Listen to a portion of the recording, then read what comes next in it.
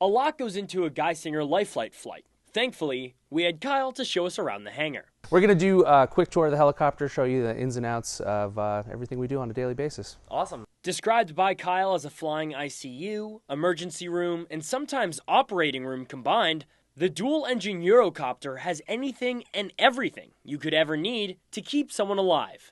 They even have night vision goggles pilots use that clip onto their helmets and feel right out of the movies. It really does help you see a lot, like really clear. But it's not only the equipment that's state-of-the-art. Each crew member constantly trains, and paramedics and nurses need years of schooling and in-field experience. For pilots, that's over 2,000 hours of flight experience.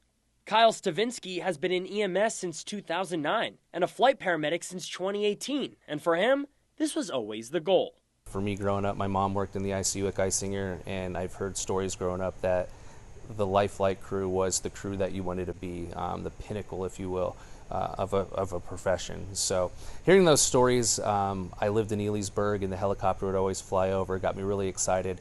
Once I got in EMS, I knew this is what I wanted to do. I wanted to become a paramedic with the end game of ending my career here at LifeFlight. At the base, the pilots, nurses, and paramedics all said they loved their work. And that's for the best, because the job is tough. Crew members work 12-hour shifts, and all 6 bases around PA run 24/7, meaning that there can be a call at any time. When a call is made, only the destination is given to avoid any judgment or bias. And after looking at the weather, we'll only take off if all 3 crew members on board agree it'll be safe. For a flight, it's usually a pilot, a flight paramedic, and a flight nurse, which can go from call to flight in 10 minutes. Rushing to a scene at 120 miles per hour, and potentially covering over 40 counties in the Mid-Atlantic.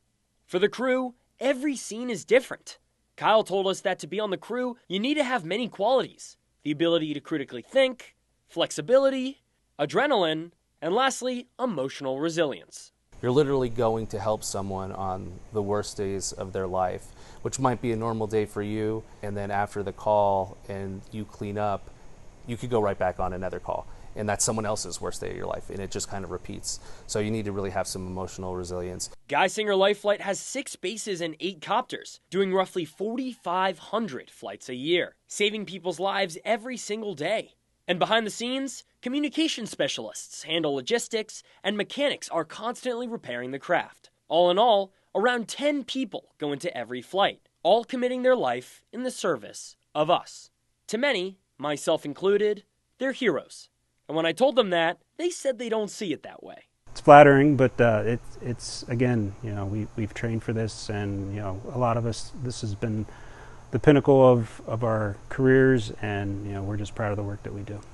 But regardless of their modesty, they are heroes in every sense of the word, risking their lives every day while being with the public on their worst day, and hopefully turning tragedy into triumph. And that was just a taste of what goes into a LifeFlight flight. And so for Brian, Kyle, communications staff, and technicians, this is your salute to service. Thank you for keeping us safe.